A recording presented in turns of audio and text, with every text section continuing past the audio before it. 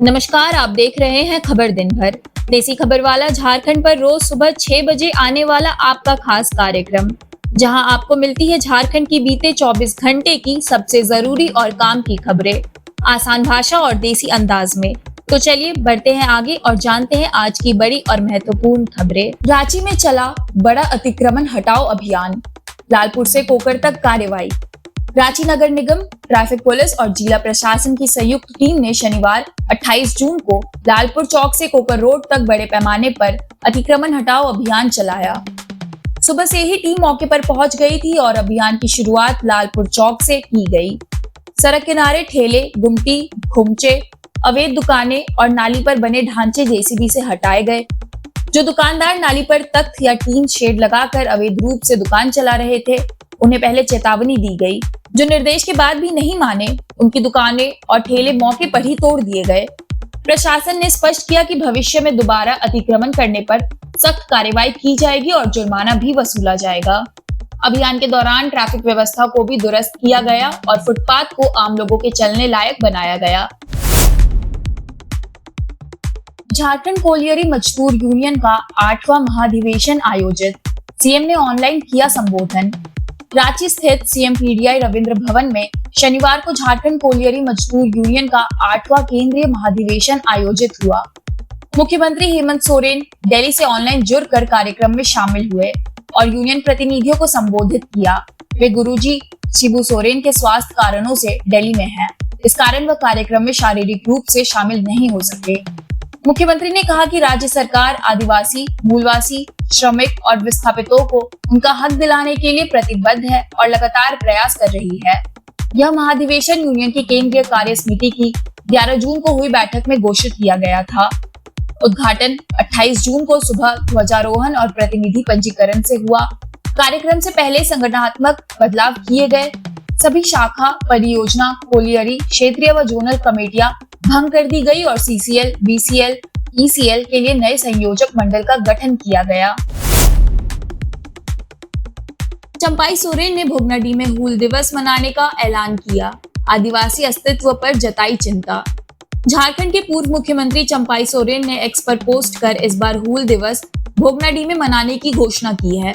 उन्होंने आदिवासी अस्मिता और अस्तित्व पर मंडराते खतरे को उजागर करते हुए वर्तमान सरकार की नीतियों पर सवाल उठाए। चंपाई ने लिखा, जोहार साथियों, और बताया कि 170 साल पहले संथाल हूल के नायकों ने बिना किसी आधुनिक साधन के अंग्रेजों के खिलाफ हजारों लाखों लोगों को एकजुट किया था। उन्होंने कहा कि आज बांग्लादेशी घुसपैठिए आदिवासी जमीन पर कब्जा कर रहे हैं और बहु बेटियों की अस्मिता खतरे में है। संथाल परगना और पूरे झारखंड में आदिवासी समुदाय का अस्तित्व खतरे में है। चंपाई ने पेशा कानून को लागू न करने पर भी सरकार की आलोचना की और कहा कि सरकारी योजनाओं का लाभ आदिवासियों तक नहीं पहुंच रहा। उन्होंने वीर सिधू कान्हू, फूलो झानू और बाबा तिलका मांझी जैसे आदिवासी वीरों को नमन करते हुए कहा कि भोगनाडीह में एक बार फिर हूल होगा, जो आदिवासी जागरूकता का प्रतीक होगा। एक ही परिवार के 6 सदस्य देसी मशरूम खाने से बीमार, अस्पताल में भर्ती। झारखंड में बरसात के मौसम की शुरुआत होते ही जंगलों में उगने वाले देसी मशरूम बाजार में मिलने लगे हैं, जिसकी स्वाद और पौष्टिकता के कारण मांग भी बढ़ जाती है। लेकिन गिरिडीह जिले के जमुआ थाना क्षेत्र के घाघरा गांव में मशरूम खाने से एक ही परिवार के 6 लोग बीमार हो गए। परिवार के मुखिया राजेश वर्मा ने बताया कि उनके खेत में उगा मशरूम उन्होंने घर लाकर पकाया, जिसे पूरे परिवार ने भोजन में शामिल किया। इसके बाद अचानक सभी को उल्टी और पेट दर्द की शिकायत हुई।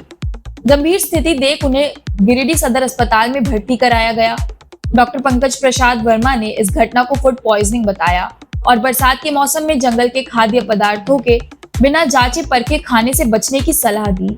उन्होंने कहा कि इस मौसम में फूड पॉइजनिंग और लूज मोशन के मरीजों की संख्या बढ़ जाती है, इसलिए साफ सुथरा खाना और स्वच्छ पानी पीना आवश्यक है। परिजनों और स्थानीय लोगों से भी सावधानी बरतने की अपील की गई है ताकि इस तरह की घटनाओं से बचा जा सके। लोहरदगा में पुलिस नक्सली मुठभेड़, भारी मात्रा में हथियार और सामान बरामद। लोहरदगा जिले के नक्सल प्रभावित पेशरार थाना क्षेत्र में शुक्रवार को पुलिस और प्रतिबंधित नक्सली संगठन झारखंड जनमुक्ति परिषद जेजेएमपी के बीच जोरदार मुठभेड़ हुई। यह मुठभेड़ हरकट्टा जंगल के पास लोहरदगा लातेहार सीमा क्षेत्र में हुई। पुलिस अधीक्षक सादिक अनवर रिजवी को सूचना मिली थी कि जेजेएमपी सुप्रीमो रविंद्र यादव अपने दस्ते के साथ इलाके में मौजूद है। दस्ते में इनामी नक्सली सचिन, विशाल, कालेश्वर, खैरवार और शिवजी भी शामिल थे। सूचना मिलते ही एसडीपीओ वेदांत शंकर के नेतृत्व में एसएसबी, सेट और जिला बल की संयुक्त टीम ने इलाके में सघन सर्च ऑपरेशन शुरू किया। सर्च के दौरान नक्सलियों ने पुलिस पर फायरिंग शुरू कर दी। जवाबी कार्रवाई में नक्सली घने जंगलों की ओर भाग निकले। मुठभेड़ के बाद तलाशी अभियान में 51 जिंदा कारतूस, 5 खोखे एसएलआर का magazine, walkie talkie, 5 Android phone, नक्सली पर्चे समेत अन्य सामान बरामद किए गए। अभियान अब भी जारी है और इलाके में अतिरिक्त बल तैनात कर सर्च ऑपरेशन चलाया जा रहा है। जेएसएससी सीजीएल रिजल्ट पर देरी और परीक्षा स्केड्यूल में फेल सरकार, बाबूलाल मरांडी का जोरदार हमला। झारखंड में विपक्ष के नेता बाबूलाल मरांडी ने एक बार फिर राज्य सरकार पर तीखा हमला बोला है। उन्होंने एक्स पर पोस्ट करते हुए कहा कि सरकार और प्रशासन की मिलीभगत ने हजारों बेरोजगार युवाओं के सपनों को कुचल दिया है। बाबूलाल मरांडी ने जेएसएससी सीजीएल परीक्षा परिणाम पर झारखंड हाईकोर्ट की रोक और सीआईडी जांच की धीमी प्रक्रिया को लेकर भी सवाल उठाए। उन्होंने आरोप लगाया कि सीआईडी हर बार अधूरी जांच का बहाना बनाकर समय बर्बाद कर रही है, जिससे उम्मीदवारों में गहरी निराशा है। उन्होंने यह भी कहा कि जिस परीक्षा कैलेंडर को सरकार ने बड़े दावे के साथ जारी किया था, उस पर अमल कराने में प्रशासन पूरी तरह विफल रहा है। मरांडी ने सरकार से अपील करते हुए कहा कि वह संवेदनशीलता दिखाए और युवाओं के भविष्य को लेकर जल्द से जल्द बहाली प्रक्रिया शुरू करे। उन्होंने बीते 5.5 साल को युवाओं के भविष्य पर बोझ बताया। झारखंड शराब घोटाले में बड़ा खुलासा, 50 करोड़ की अवैध वसूली, विनय चौबे मास्टरमाइंड। झारखंड के बहुचर्चित करोड़ों रुपए के शराब घोटाले में बड़ा खुलासा हुआ है। गिरफ्तार रायपुर के कारोबारी सिद्धार्थ सिंघानिया ने एंटी करप्शन ब्यूरो एसीबी की पूछताछ में दावा किया कि इस घोटाले के मास्टरमाइंड तत्कालीन उत्पाद सचिव और निलंबित आईएएस अधिकारी विनय चौबे थे।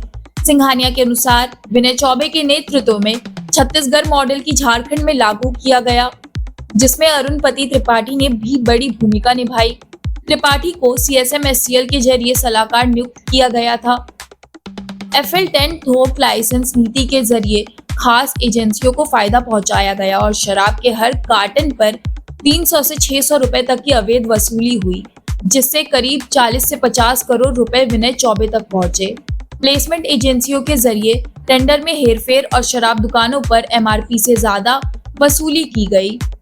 मार्शन इनोवेटिव के प्रतिनिधि नीरज सिंह ने सिंघानिया की भूमिका पर भी अहम जानकारी दी है। झारखंड की खबरों का सिलसिला यहीं समाप्त होता है। जुड़े रहिए देसी खबर वाला झारखंड के साथ, क्योंकि कल सुबह ठीक 6 बजे हम फिर हाजिर होंगे झारखंड के बीते 24 घंटे की तमाम महत्वपूर्ण और आपके काम की खबरों के साथ। मिलते हैं कल सुबह, तब तक अपना और अपनों का ख्याल रखिए। बहुत बहुत धन्यवाद।